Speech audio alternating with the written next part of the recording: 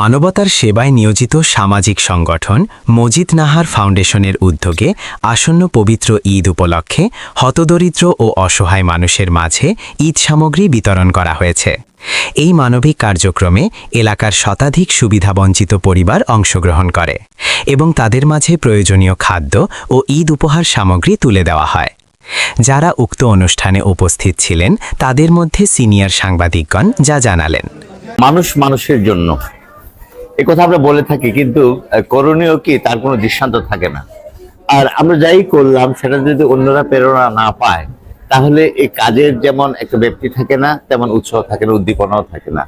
Majid Nahar foundation 2011 সাল থেকে যে কার্যক্রমটি চালু করেছে, যে আমাদের সমাজের পিছিয়ে পড়া যারা রয়েছে তাদেরকে আমাদের সাম্যের মধ্যে এগিয়ে নেওয়ার জন্য ধনী গরিব মিলে আমরা যেন সুন্দরভাবে আনন্দ আয়োজনগুলো করতে পারি। বিশেষ করে ঈদ আসলে যে ঈদে উপহার বিতরণ শুধু এতটুকুই নয়, যে সমাজে একটা পরিবার যেন স্বাবলম্বী হয়ে চলতে পারে সেজন্য আত্মকর্মসংস্থানের জন্য সেলাই মেশিন বিতরণ, তাছাড়াও নানামুখী কার্যক্রম তাদের রয়েছে। আয়োজকদের পক্ষ থেকে জানানো হয়, সমাজের পিছিয়ে পড়া মানুষের মুখে ঈদের হাসি ফোটাতেই এই উদ্যোগ গ্রহণ করা হয়েছে। বিতরণকৃত সামগ্রীর মধ্যে ছিল চাল, ডাল, তেল, সেমাই, চিনি এবং অন্যান্য প্রয়োজনীয় খাদ্য সামগ্রী। একত্রীকরণ এবং আজকে এখানে মনে পড়ছে যে আমাদের প্রয়াত রিয়াজউদ্দিন জামি এবং মনির হোসেন হিটু তারা বন্ধু ছিলেন, এবং সেই বন্ধুদের আমাদের মফিজুর রহমান লিমন সবাই মিলে যখন আমরা যারা কালাসিপাড়া যে সাংবাদিকরা রয়েছি আমরা মিলে কিন্তু এই কার্যক্রমটি শুরু হয়। এখন ধারাবাহিকভাবে ব্রাহ্মণবাড়িয়া প্রেস ক্লাবের সাংবাদিক বৃন্দ এটাতে যোগ হয়েছে। এতে সুবিধা হয়েছে একটা জিনিস, যে এখন ডেটা কালেকশন হচ্ছে।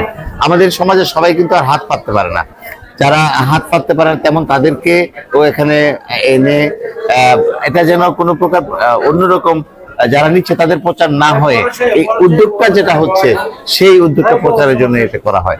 মজিদ নাহার ফাউন্ডেশন আজকে যারা প্রশাসনের কর্মকর্তা এলেন তারাও এখন বড় কিছু চিন্তা করছে।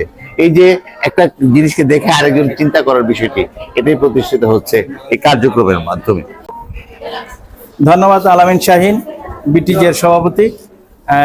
আসলে সে আমার বাল্য বন্ধু এবং আমার পরিবার সম্বন্ধে সবকিছু সম্বন্ধে সে ভালো জানে। আসলে আমরা এটা একটা সম্পূর্ণ অরাজনৈতিক সংগঠন এবং আমরা এটা করেছি একমাত্র আত্মমানবতার সেবার নিয়ত নিয়ে এটা আমরা করেছি। এটা আমাদের পরিবারের পক্ষ থেকে এই ফাউন্ডেশনটি আমরা করি এবং দীর্ঘ 14 বছর যাবৎ আমরা এই ফাউন্ডেশনের মাধ্যমে বিভিন্ন সময় দেশের বিভিন্ন দুর্যোগকালীন সময় থেকে, যেমন করোনাকালীন সময়ে খাদ্য সামগ্রী বিতরণ, তারপর মানুষকে সাহায্য সহযোগিতা করা, কারোর মেয়ে বিয়ে দেওয়া হইলে এগুলি আমরা আনুষ্ঠানিকভাবে করি না, এগুলি এমনি আমাদের পার্সোনাল পরিবার ফাউন্ডেশনের পক্ষ থেকে আমরা পার্সোনালি করি। আর একমাত্র এই ঈদের অনুষ্ঠানটা আমরা 14 বছর যাবৎ আনুষ্ঠানিকভাবে করি। কারণ কি, এটা মানুষকে, এখানে আমাদের সাংবাদিক ভাইরা আছে এবং রিয়াজউদ্দিন জামি এটা প্রথম আমাদেরকে করে মানে উৎসাহিত করে যে এখান থেকে করার জন্য। তারপর তাছাড়া মনির হোসেন হিটু এই প্রেস ক্লাবের আজীবন সদস্য, আমিও মিডিয়া কর্মী, আমার একটা নিজস্ব পত্রিকাও আছে, যা তাছাড়া একটা জাতীয় পত্রিকাতে কাজ করি।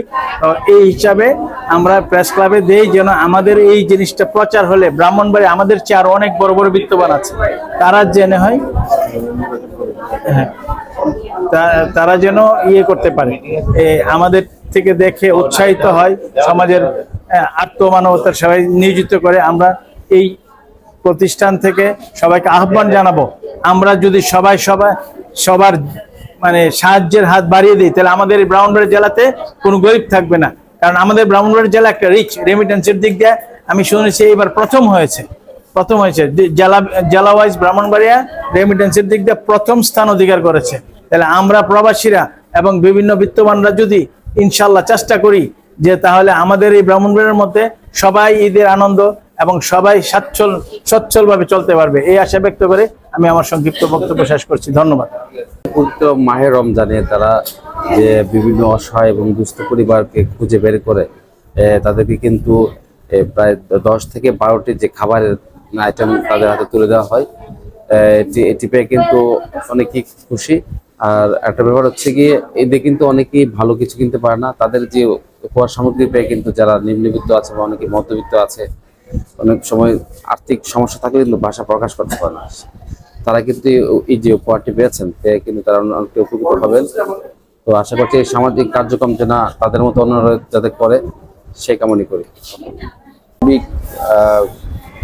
সংগঠন আমি বলবো এই কারণে যে ওরা কিন্তু অসহায় দরিদ্র মানুষের কল্যাণে সবসময় কিন্তু কাজ করছে, এবং একটি সংগঠনে দীর্ঘ সময় ধরে কাজ করার কিন্তু একটি আমি মনে করি যে একটা বড় বিষয়, যে এই প্রত্যেক বছর অসহায় দরিদ্র মানুষের জন্য তাদের এই প্রচেষ্টা।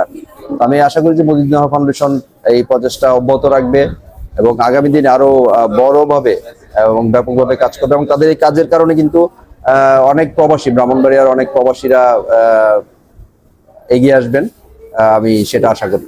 ধন্যবাদ।